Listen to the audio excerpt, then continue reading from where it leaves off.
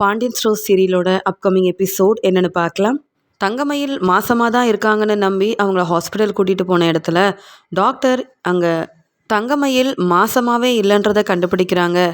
இங்கே தங்கமயிலுக்கு அது தெரியாததுனால டாக்டர்கிட்ட ரொம்ப சந்தோஷமாக கேட்குறாங்க, டாக்டர் என் வாரிசு எப்படி இருக்குது அப்படின்னு சொல்லி கேட்கும்போது, உங்கள் வீட்டில் யாரெல்லாம் வந்திருக்காங்க அவங்கள வர சொல்லுங்கள், அவங்கக்கிட்ட கொஞ்சம் பேச வேண்டியது இருக்குன்னு சொல்ல, என் மாமியார் அம்மா என் வீட்டுக்காரர்னு எல்லாருமே வந்திருக்காங்க டாக்டர், நான் அவங்கள வர சொல்கிறேன் அப்படின்னு உண்மையாகவே தான் மாசமாக இருக்கிறதா நினச்சி தங்கமயிலும் டாக்டர் கூப்பிடுறாங்கன்னு எல்லாரையுமே அங்கே வர வைக்க, இங்கே சரவணன் சொல்கிறாங்க, அம்மா என்னம்மா சொல்ல போகிறாங்க அப்படின்னு சொல்ல, தங்கமயில் மாசமாக இருக்கா, நல்லா பார்த்துக்கங்கன்னு சொல்ல போகிறாங்க.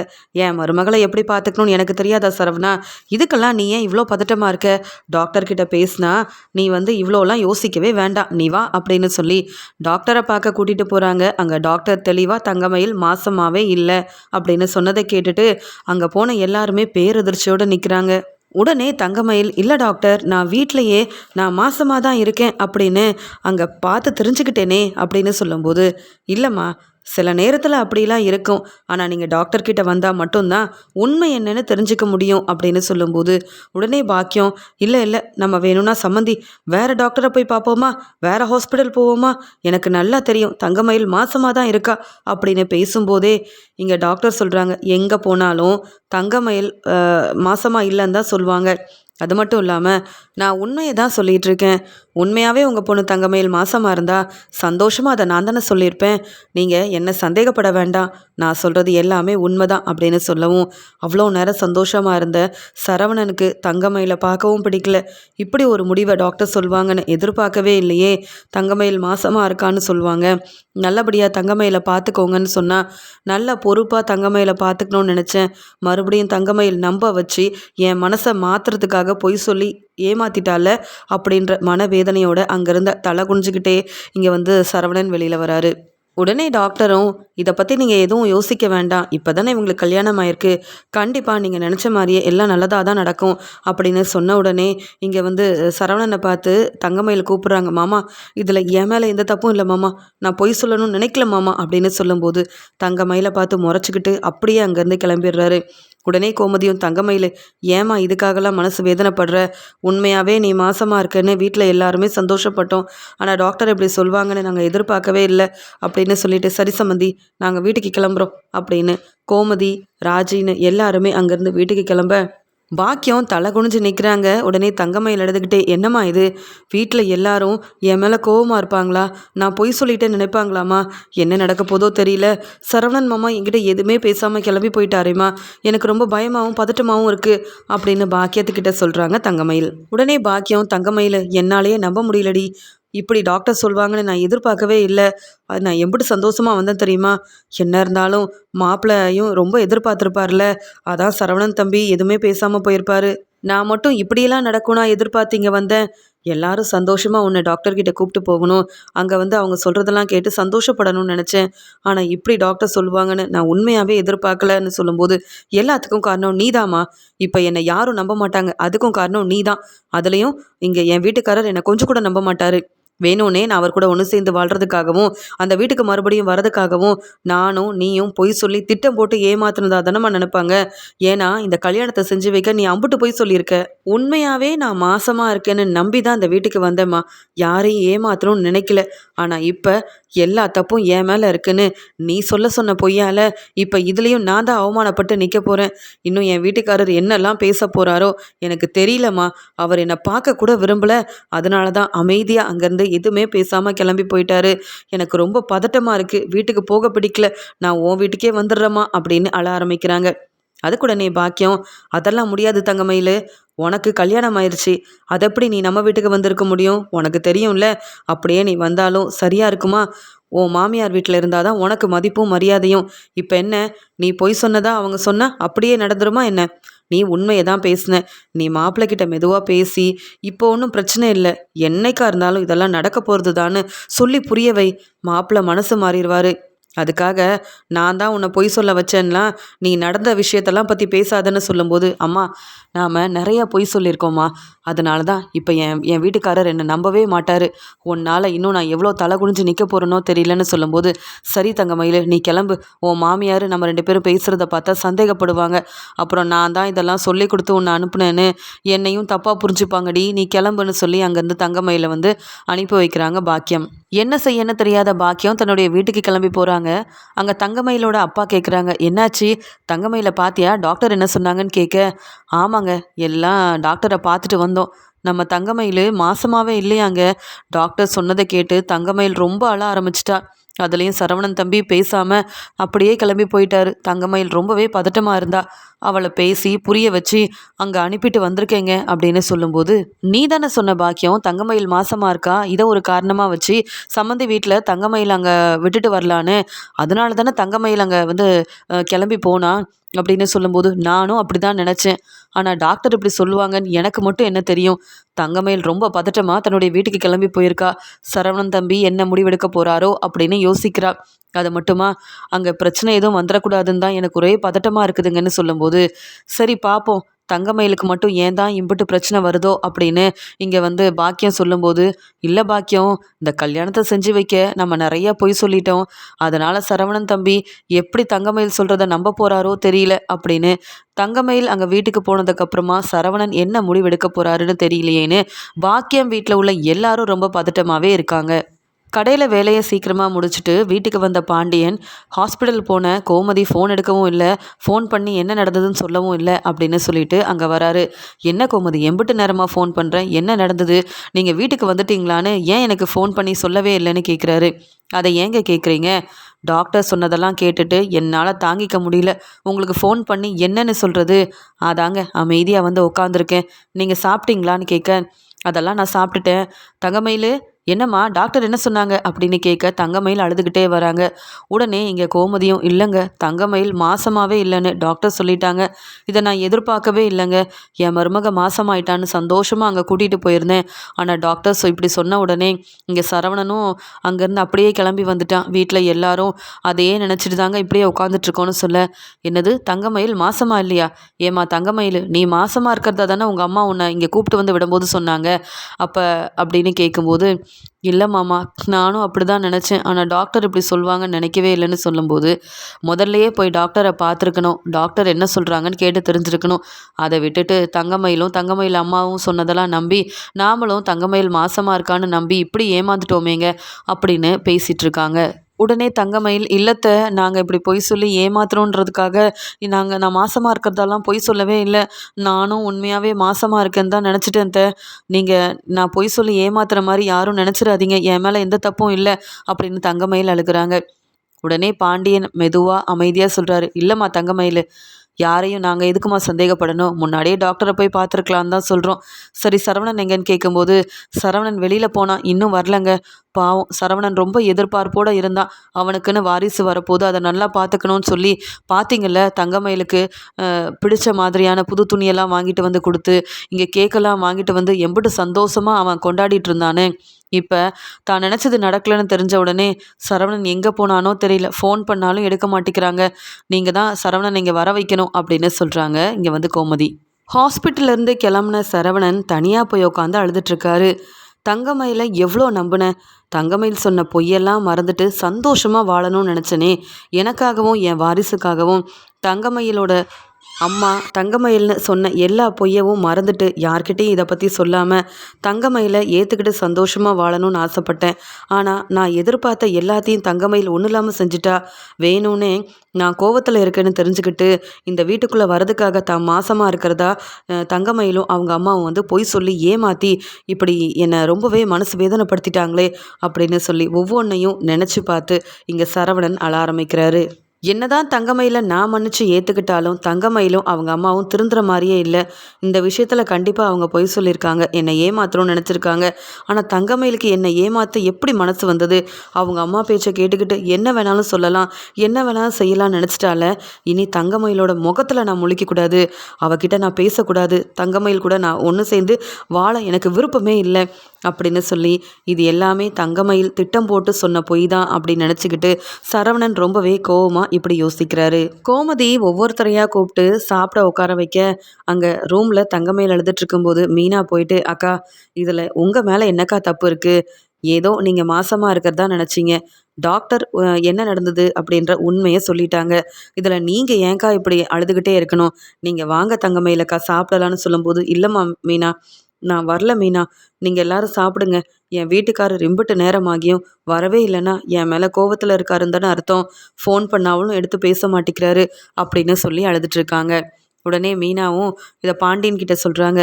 சரவணன் மாமா இன்னும் வீட்டுக்கு வரலையே மாமா, நீங்களாவது ஃபோன் பண்ணி அவங்கள வர வைக்கலாம்ல. தங்கமயில் அக்காவும் சாப்பிட மாட்டேன்னு அடம் பிடிக்கிறாங்க. சரவணன் மாமா வந்து பேசினா எல்லாம் சரியாயிரும். அவங்க வேணும்னா போய் சொல்லியிருப்பாங்க, அவங்களுக்கே தெரியல. இப்போ டாக்டர் சொன்னதுக்கப்புறமா உண்மை தெரிஞ்சிருச்சு. அது மட்டும் இல்லை, என்னைக்கா இருந்தாலும் நம்ம நினச்ச மாதிரி எல்லாம் நல்லபடியாக நடக்க தான் போகுது. இப்படி சாப்பிடாம இருந்தால் எல்லாம் சரியாயிருமா அப்படின்னு மீனா கேட்க, சரிப்பா மீனா, சரவணன் எங்கே இருக்கான்னு நானே ஃபோன் பண்ணுறேன்னு சொல்ல கதிர் செந்தில்னு 2 பேரும் ஃபோன் பண்ணுறாங்க. ஆனால் சரவணன் ஃபோன் எடுத்து பேசலை. பாண்டியன் ஃபோன் பண்ணி சரவணன் ஏன் இன்னும் வீட்டுக்கு வரலன்னு தெரிஞ்சுக்கணும்னு நினைக்க, என்ன அப்பா ஃபோன் பண்ணிட்டு இருக்காங்களே அப்படின்னு சரவணனும் அப்பா சொல்லுங்கப்பான்னு கேட்க, சரவணா எங்கே இருக்க? இம்பிட்டு நேரமாகியும் நீ வீட்டுக்கு வரல. அங்கே தங்கமயில் சாப்பிடாம உட்காந்து அழுதுட்ருக்கா. என்ன நடக்குது? இதெல்லாம் நானே எதிர்பார்க்கல. அதுக்குன்னு வீட்டுக்கு வராமல் இருந்தால் சரியாயிருமா? நீ முதல்ல கிளம்பி வா சரவணா. உன் நிலைமை எனக்கு புரியுது. நீ எவ்வளோ மனசு வேதனையோடு இருந்தால் யார்கிட்டையும் சொல்லாமல் வெளியில் இருப்பேன்னு எனக்கு தெளிவாக புரியுது. இருந்தாலும் நான் உன்னை பார்க்கணும், பேசணும். நீ கிளம்பி வான்னு சொல்ல, இல்லைப்பா நான் அப்புறமா வரேன்னு சொல்கிறாரு. நான் சொன்னால் கேட்பல்ல சரவணான்னு கேட்கும்போது, நான் உடனே வரேன்ப்பா அப்படின்னு சொல்லிட்டு சரவணன் ஃபோனை வைக்கிறாரு. சரவணன் வீட்டுக்கு வந்த உடனே இங்கே கோமதியும் பாண்டியனும் சரவணன் கிட்ட பேசுகிறாங்க. என்ன சரவணா, எங்கே போன இம்பிட்டு நேரம்? நீ வரலன்னு நாங்கள் காத்துட்டு இருந்தோம். அங்கே தங்கமயில் அழுதுட்ருக்கா. நீ தான் தங்கமயிலுக்கு ஆறுதலாக பேசுவேன்னு நினச்சா நீ எங்கே போயிட்டு இருந்த அப்படின்னு கேட்க, இல்லைம்மா, டாக்டர் சொன்னதுக்கப்புறம் என்னால் இதெல்லாம் நினச்சி பார்த்து தாங்கிக்க முடியல, அதாம்மா அப்படின்னு சொல்லும்போது, நீ ஏன் இவ்வளோ மனசு வேதனைப்பட்டா? நான் மாசமாக தான் இருக்கேன்னு நம்பிட்டு இருந்த தங்கமயிலுக்கு எப்படி இருக்கும்? இம்பிட்டு நேரம் நீ வரலன்னு தங்கமயில் உனக்காக காத்துட்டு இருந்தா. சாப்பிடவும் இல்லை, ரூம்லேயே இருக்கா. நீ போய் தங்கமயில் கிட்ட பேசு, சாப்பிட வை. அதை விட்டுட்டு இதையே யோசனை பண்ணாதீங்க. என்னைக்கா இருந்தாலும் நினச்சது எல்லாம் நல்லபடியாக நடக்கும் அப்படின்னு சொல்லிட்டு போகிறாங்க. உடனே பாண்டியனும், அதுக்காக நீ எங்கேயும் கிளம்பி போகணும்னு அவசியம் இல்லை, தங்கமயில் கிட்ட போய் பேசு அப்படின்னு சொல்லிட்டு கிளம்புறாரு. அங்கே ரூமுக்கு போனால் தங்கமயில் அழுதுட்ருக்காங்க. இங்கே சரவணனை பார்த்த உடனே தங்கமயில் வந்து, மாமா நீங்கள் என்னை மன்னிச்சிடுங்க மாமா, நமக்குன்னு வாரிசு வரப்போகுதுன்னு சந்தோஷமாக இருந்த மாமா, ஆனால் டாக்டர் இப்படி சொல்லுவாங்கன்னு நினைக்கவே இல்லை மாமா அப்படின்னு சொல்லி சரவணன் கிட்ட அழுகிறாங்க. உடனே சரவணன் திரும்பி பார்த்து சொல்கிறாரு, இன்னும் எம்புட்டு போய் சொல்லி என்னை ஏமாற்றலாம், என்னை அவமானப்படுத்தலான்னு நீ காத்துட்டு இருந்த அப்படின்னு கேட்க, என்னம்மாம்மா சொல்கிறீங்க அப்படின்னு தங்கமயில் சொன்னது கேட்டுட்டு, போதும் தங்கமயில், இதுக்கு மேலேயும் நீ பேசுகிற எதையும் கேட்டுட்டு நான் நம்புவேன். உன் மேலே தப்பே இல்லைன்னு நினைப்பேன் மட்டும் நினைக்காத. நீயும் உங்கள் அம்மாவும் சேர்ந்து சொல்லாத பொய்யா இப்பயும் திட்டம் போட்டு ஏமாத்துறதுக்கு தானே இந்த வீட்டுக்கு வந்த. எல்லா உண்மையும் எனக்கு தெரிஞ்சிருச்சு.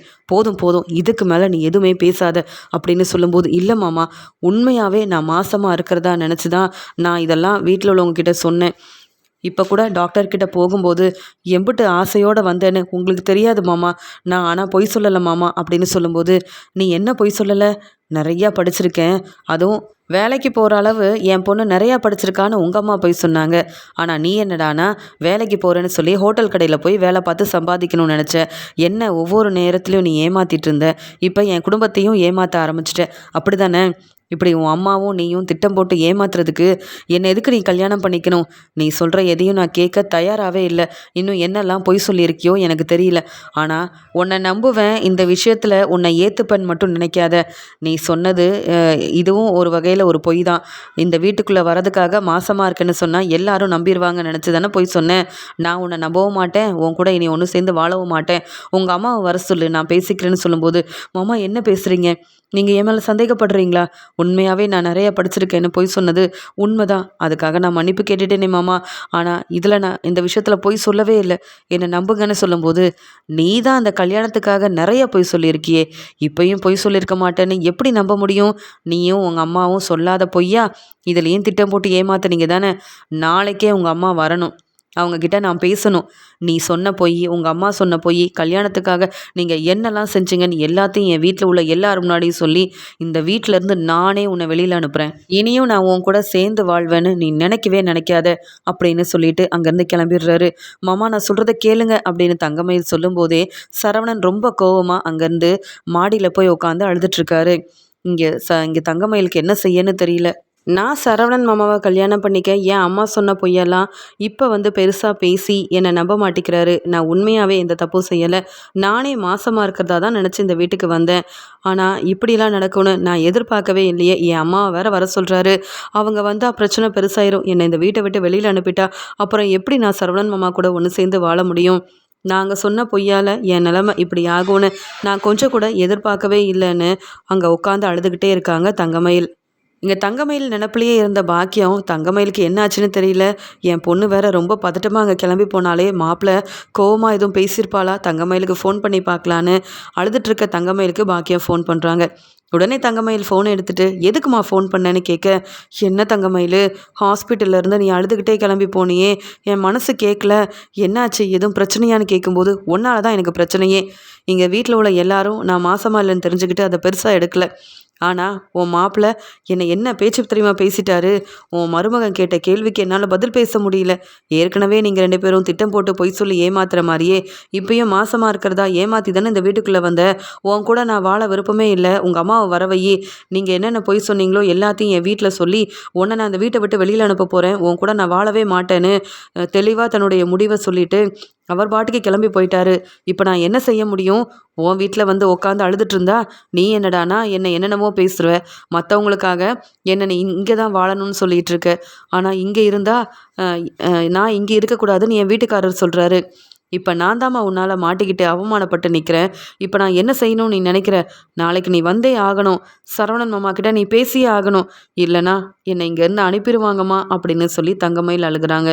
உடனே பாக்கியம் என்னடி இங்கே சரவணன் மாப்பிள்ளை இப்படிலாம் பேசிட்டாரான்னு கேட்க, ஆமாம்மா இதுக்கு மேலேயும் பேசினாரு. அதெல்லாம் நான் சொல்ல விரும்பலம்மா. கல்யாணம் பண்ணிக்கிறதுக்காக நீ இன்னும் என்னெல்லாம் பொய் சொல்லியிருக்கேன்னு கேட்குறாரு. நீ நிறையா படிச்சுதா சொன்னேன், அதையும் நம்பினேன். அது மட்டும் இல்லாமல் ஹோட்டல் கடையில் போய் வேலை பார்த்து என்னை வந்து தலைகுனிய வச்ச. இப்போ இப்படி ஒரு பொய்யை சொன்னியே, இதை மட்டும் என்னால் மன்னிக்க முடியாது. நான் எவ்வளோ எதிர்பார்த்தேன், எவ்வளோ ஆசையாக காத்துட்டு இருந்தேன்னு எனக்கு தான் தெரியும். நம்ப வச்சு ஏமாத்திட்டல, நீ என் மனைவியே கிடையாதுன்னு பேசிட்டு எங்கே போனாருன்னு கூட தெரியலம்மா. எனக்கு ரொம்பவே பயமாக பதட்டமாக இருக்குது. நீ நாளைக்கு வரலன்னா நான் உன் வீட்டில் வந்து நிற்பேன். அதுக்கப்புறம் என்னையும் சரவணனையும் சேர்ந்து வாழ நீ சொல்லவே கூடாது. இதுதாம்மா என்னுடைய முடிவு. நீ இந்த கல்யாணத்துக்காக எம்புட்டு பொய் சொன்ன. அந்த பொய்யால் இப்போ என் வாழ்க்கை எந்த நிலமையில வந்து நிற்குதுன்னு நீ புரிஞ்சுக்கிட்டியாமா அப்படின்னு கேட்குறாங்க. தங்கமயிலு அவசரப்படாத. நாளைக்கு வந்து நான் மாப்பிள்ளை கிட்ட எப்படியாவது பேசுகிறேன்டி. உன்னை சரவணனுக்கு கல்யாணம் பண்ணி வைக்கணும்னு நிறைய பொய் சொன்னது எல்லாமே உண்மைதான். ஆனால் நீ மாசமாக இருக்கேன் தாண்டி நானும் நினச்சேன். இந்த விஷயத்தில் நம்ம பொய் சொல்லலையே அப்படின்னு சொல்லும்போது அதை நம்புவாங்களாமா யாராவது? நாம தான் கல்யாணத்துக்கு நிறையா பொய் சொன்னோமே, அதே மாதிரி இதுவும் நம்ம சொன்ன பொய் தான் தானம்மா நினைப்பாங்க. இதுக்கு தான் நிறைய பொய் சொல்லி ஏமாற்றக்கூடாதுன்னு நான் சொன்னனா இல்லையா? என் பேச்சை கேட்டியா? எனக்கு வசதியான வாழ்க்கை கிடைக்கணும், பொய் சொல்லியாவது இந்த கல்யாணத்தை நடத்தி வைக்கணும்னு நீ நினச்ச.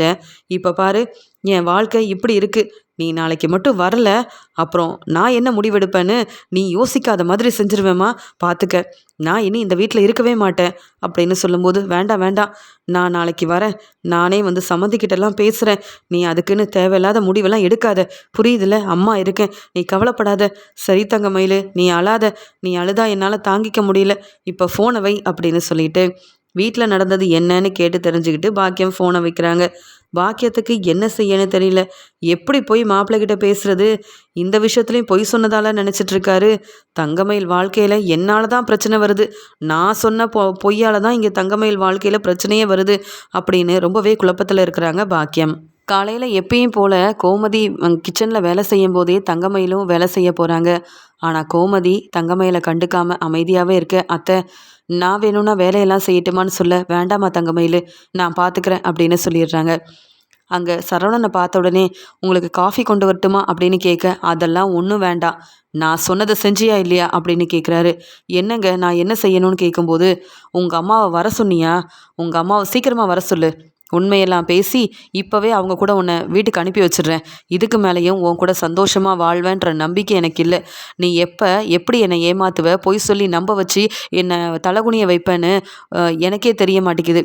உன்னை இனி நம்ப நான் தயாரா இல்லை அப்படின்னு பேசிகிட்டு இருக்கும்போதே அங்கே வந்த பாண்டியனும், சரவணா என்னாச்சு, ஏன் தங்கமயில்கிட்ட இப்படி பேசிகிட்டு இருக்கேன்னு கேட்க, அப்பா நான் இத்தனை நாள் பொறுமையாக தான்ப்பா இருந்தேன். தங்கமயிலை பற்றின உண்மை யாருக்கும் தெரியக்கூடாதுன்னு நினச்சிட்டு இருந்தேன்ப்பா.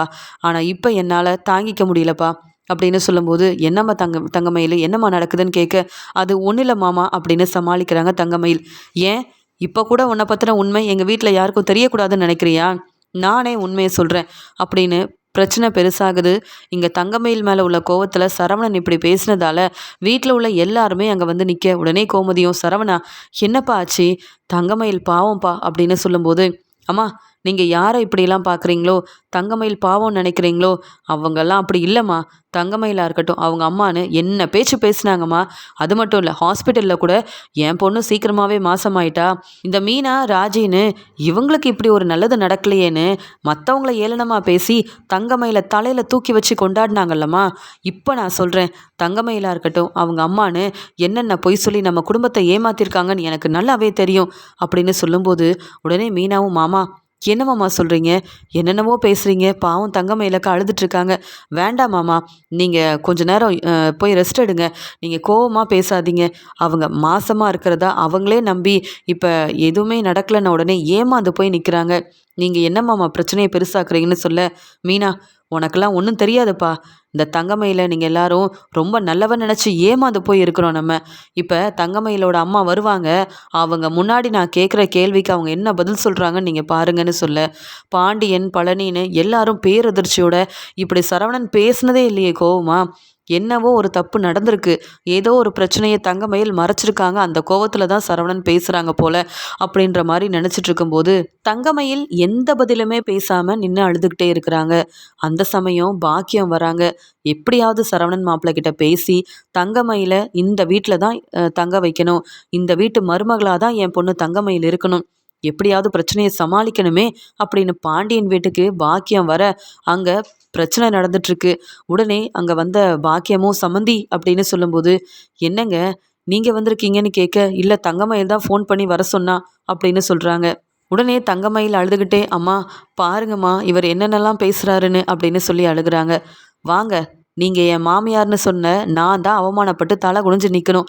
உங்கள் பொண்ணை கல்யாணம் பண்ணிக்கிட்டேன்ல, என் வாழ்க்கையில் நிம்மதியும் இல்லை சந்தோஷமும் இல்லை, ஏமாந்து போய் மட்டும்தான் நிற்கிறேன்னு சொல்லும்போது, என்ன மாப்பிள்ளை இப்படிலாம் பேசிகிட்டு இருக்கீங்கன்னு கேட்குறாங்க. வேறு என்னங்க பேச முடியும், நீங்கள் என்னெல்லாம் போய் சொல்லி ஏமாத்திருக்கீங்க, போனா போதுன்னு நானும் உங்கள் பொண்ணை மன்னிச்சு ஏற்றுக்கலான்னு நினைக்கும்போது அவள் மாசமாக இருக்கிறதா வேற பொய் சொல்லி இங்கே கூப்பிட்டு வந்து விட்டீங்களே, அதெல்லாம் தப்பு தானேங்க அப்படின்னு கேட்கும்போது, உடனே இங்கே கதிர் கேட்குறாரு, அண்ணன் என்ன பேசுகிற, இதுக்கு முன்னாடி இவங்க என்னென்ன பொய் சொன்னாங்க, நீ ஏன்னா இப்படி புரிஞ்சுக்காமல் பேசுகிறேன்னு சொல்லும்போது, கதிர் உனக்கு ஒன்றும் தெரியாது, தங்கமயில் நிறைய படிச்சிருக்கிறதா நம்ம வீட்டில் தங்கமயிலோட அம்மா அந்த பேச்சு பேசுனாங்களே, என் பொண்ணு மாதிரி வேறு யாருமே படிப்பில் இல்லைன்னா சொன்னாங்களே, தங்கமயில் பெருசாக ஒன்றும் படிக்கவே இல்லை, தங்கமயில் உண்மையை சொல்கிறியா இல்லையான்னு கேட்கும்போது, ஆமாம் மாமா, ஆமாத்த, நான் சொன்னது எல்லாமே பொய் தான், இங்கே சரவணனை கல்யாணம் பண்ணிக்க எங்கள் அம்மா தான் இப்படி பொய் சொல்ல சொன்னாங்க, நீங்கள் நினைக்கிற மாதிரிலாம் நான் பெரிய படிப்பெல்லாம் படிக்கவே இல்லை, காலேஜ் பக்கம் போனதே கிடையாது, அதனால தான் அப்படின்னு சொல்கிறாங்க. அதனால் அப்படின்னு கேட்கும்போது,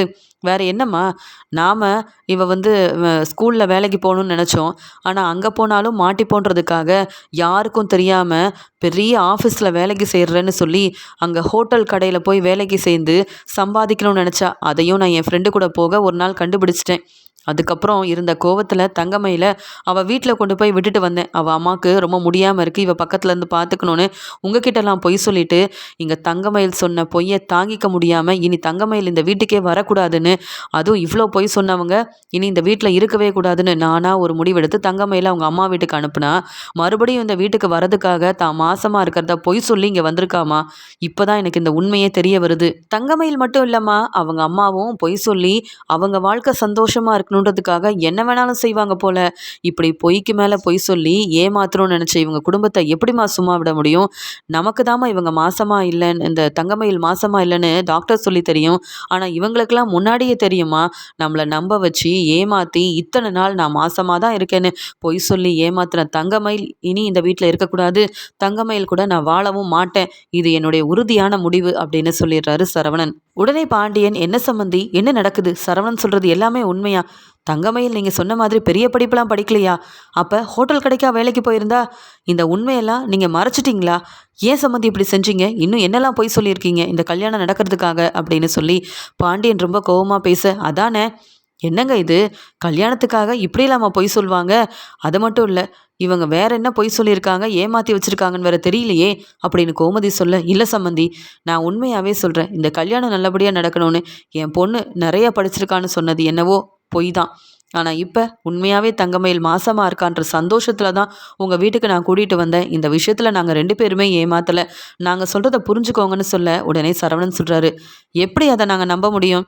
நீங்கள் எப்போ பார்த்தாலும் பொய் சொல்லி தான் ஏமாத்துறீங்க. என் வாழ்க்கையில் தங்கமயில் வந்ததுக்கப்புறம் நான் ஏமாந்து தான் நின்றுருக்கேனே தவிர்த்து, நீங்கள் சொன்ன ஒவ்வொரு விஷயத்தாலையும் நீங்கள் பொய் சொன்னதெல்லாம் தெரிஞ்சு தங்கமயில் கூட வாழணுன்ற எண்ணமே எனக்கு இல்லாமல் ஆயிடுச்சு. அப்புறம் எப்படி நான் நிம்மதியாக என் வாழ்க்கையை ஆரம்பிக்கிறது? வேண்டவே வேண்டாம். நீங்கள் பொய் சொன்ன வரைக்கும் போதும். இந்த வாழ்க்கை எனக்கு வேண்டான்னு நான் முடிவெடுத்துட்டேன். உங்கள் பொண்ணை இங்கேருந்து கூப்பிட்டு போங்க. அதுக்கு தான் உங்களை வர சொன்னேன். எப்பயுமே நீங்கள் 2 பேரும் திட்டம் போட்டு ஏமாத்துறதுக்காக என்ன வேணாலும் செய்வீங்க தானே? அதனால் இனியும் உங்ககிட்ட ஏமாற எனக்கு விருப்பம் இல்லை. நான் மட்டும் இல்லைங்க, எங்கள் குடும்பத்தில் உள்ள எல்லாரும் உங்களால் ஏமாந்து போய் தான் நிற்கிறோம். நாங்கள் என்னங்க தப்பு செஞ்சோம்? நீங்கள் இப்படி ஏமாத்துறதுக்கு நாங்கள் தலை குனிஞ்சு நிற்கணும்னு என்ன அவசியம் இருக்குது? என் அப்பாவை தலை குனிய வைக்க பொய் சொல்லி ஏமாத்துனீங்கன்னா அதை என்னால் என்றைக்கும் தாங்கிக்க முடியாது. என் அப்பா அம்மா என் குடும்பத்தில் உள்ள எல்லாருமே என் கல்யாணத்தில் ரொம்ப ஏமாந்துட்டாங்க உங்களை நம்பி. இனி அதெல்லாம் நடக்கக்கூடாதுன்னா தங்கமயில் என் வீட்டில் இனி மருமகளாக இருக்கக்கூடாது. என் மனைவியா இந்த வீட்டு மருமகளாக இருக்க உங்கள் பொண்ணு தங்கமயிலுக்கு கொஞ்சம் கூட தகுதியே இல்லை. இவ மாசமா இருக்கிறேன்னு பொய் சொன்னவ இன்னும் எல்லா விஷயத்துலையும் பொய் சொல்லுவா. கண்டிப்பா இனி தங்கமயில நான் நம்ப மாட்டேன். இது என்னுடைய முடிவுப்பா அப்படின்னு சொல்லவும் அங்க பாக்கியம் எல்லார் முன்னாடியும் அழுதுகிட்டே மன்னிப்பு கேட்குறாங்க. இல்ல சம்மந்தி, என்னை மன்னிச்சிருங்க. நான் தான் தங்கமயிலோட வாழ்க்கைக்காக பொய் சொல்லணும்னு நினைச்சனே தவிர்த்து தங்கமயில் இந்த கல்யாணத்துக்காகலாம் பொய் சொல்ல வேண்டான்னு எவ்வளவோ சொன்னா. நான் தான் தங்கமயில் பேச்சை கேட்கல. என்னை மன்னிச்சிருங்க சம்மந்தி. நான் சொன்ன பொய்யால என் பொண்ணை மறுபடியும் என் வீட்டுக்கு அனுப்பிடாதீங்க. என் பொண்ணு ரொம்ப பாவம். சீக்கிரமாகவே தங்கமயில் வாழ்க்கையில் நல்லது நடக்குன்ற நம்பிக்கை எனக்கு இருக்குது. அதுக்காக நான் சொன்ன பொய்யால் என் பொண்ணு இந்த வீட்டுக்கு மருமகளாகவே இருக்கக்கூடாதுன்னு சரவணன் தம்பி என்னென்னவோ பேசுகிறாரு. நீங்கள் தான் பேசி புரிய வைக்கணும் அப்படின்னு பாக்கியம் எல்லார்கிட்டேயும் அழுதுகிட்டே மன்னிப்பு கேட்குறாங்க. ஆனால் சரவணன் சொல்லிடுறாரு, போதும் போதும், நடித்து அழுது ஏமாத்துனா நான் மனசு மாறிடுவேன் நீங்கள் நினைக்கிறீங்களா? உங்களையும் நம்ப மாட்டேன், உங்கள் பொண்ணையும் நம்ப மாட்டேன். உங்கள் பொண்ணும் நீங்களும் சொன்ன பொய்க்கு நான் எடுத்த முடிவு சரிதான் எனக்கு தோணுது. இந்த வீட்டில் தங்கமயில் இருந்தானா அப்புறம் பிரச்சனை இன்னும் பெருசாயிரும். தங்கமயில கூப்பிட்டு உடனே இங்கேருந்து கிளம்புங்க. உங்கள் பொண்ணு உங்கள் கூட சேர்ந்து என்னை ஏமாற்றணும்னு நினச்சால அது தப்பு தானே. அதுக்கு உங்கள் குடும்பத்தில் உள்ள எல்லாரும் நல்லா அனுபவிக்கணும் அப்படின்னு சொல்லிட்டு அங்கேருந்து கிளம்பிடுறாரு சரவணன். உடனே கோமதியும், இப்படிலாமா செய்வீங்க இந்த கல்யாணத்தை செய்கிறதுக்காக? தங்கமயில், உங்கள் அம்மா பொய் சொன்ன உன்னால் உண்மை சொல்ல முடியாதா என்ன? கல்யாணத்தை அப்போவே நான் நிப்பாட்டியிருப்பேன். இப்படி ஒருத்தவங்க பொய் சொல்லியிருக்காங்கன்னு தெரிஞ்சிருந்தா. நீயும் உங்கள் அம்மாவும் சேர்ந்து திட்டம் போட்டு ஏமாத்துறதுக்கு தான் என் பையன் இப்படி ஒரு முடிவெடுத்திருக்கான். இப்போ அழுது என்ன பிரயோஜனம்? உங்களை சம்மந்தின்னு சொல்ல எனக்கு தான் அசிங்கமாக இருக்குது. அதான் என் பையன் சரவணன் ஒரு முடிவு எடுத்துட்டானே. இதுக்கு மேலே நாங்கள் என்ன பண்ண முடியும்? நீங்கள் எங்களை ஏமாத்திருக்கீங்க. சரவணன் சொன்னதுக்கு அப்புறமா தான் கல்யாணத்துக்காக இம்புட்டு பொய் சொல்லியிருக்கீங்கன்னு எனக்கு தெரிய வந்திருக்கு. ஏன் சம்மந்தி அந்த பேச்சு பேசுனீங்க? இப்போ உங்கள் நிலைமையை பாருங்க. இதில் நாங்கள் எந்த முடிவு எடுக்க முடியாது அப்படின்னு அமைதியாகவே இருக்க கோவமாக இருந்த பாண்டியன் இங்கே பாக்கியத்தையும் தங்கமயிலையும் வெளுத்து வாங்குறாரு. இங்கே வேற என்ன செய்யறதுன்னு தெரியாத பாக்கியம் அவமானப்பட்டு தங்கமயில பாண்டியன் வீட்டிலேருந்து கூட்டிகிட்டு தன்னுடைய வீட்டுக்கு போகிறாங்க. இதை பார்த்த மீனா, ராஜினி எல்லாருமே தங்கமயில பார்த்து ரொம்ப மனசு வேதனைப்படுறாங்க. சரவணன் கோவத்தில் எடுத்த முடிவால் அவமானப்பட்டு தங்கமயில் பாக்கியம் என்னெல்லாம் பொய் சொன்னாங்கன்னு பாண்டியன் வீட்டில் உள்ள எல்லாருக்கும் தெரிய வந்ததால் பாக்கியம் தங்கமயில் மேலே இங்கே பாண்டியன் வீட்டில் உள்ள எல்லாரும் ரொம்பவே கோவமாக இருக்காங்க. ஆனால் தங்கமயில் அங்கே பாண்டியன் வீட்டில் உள்ள எல்லார்கிட்டேயும் மன்னிப்பு கேட்டு பிரச்சனையை சமாளிக்க முடியாமல் வேற வழி இல்லாமல் பாக்கியத்தோட வீட்டுக்கு கிளம்பி போகிறாங்க. தங்கமயிலோட நிலைமையை பார்த்து பாக்கியம் ரொம்ப அழுகுறாங்க. நான் சொன்ன பொய்யால் என் பொண்ணு தங்கமயிலுக்கு இப்படி ஒரு நிலைமை வரும்னு நான் நினைக்கவும் இல்லை. சரவணன் மாப்பிள்ளை இப்படி ஒரு முடிவெடுப்பாருன்னு நான் எதிர்பார்க்கவே இல்லை.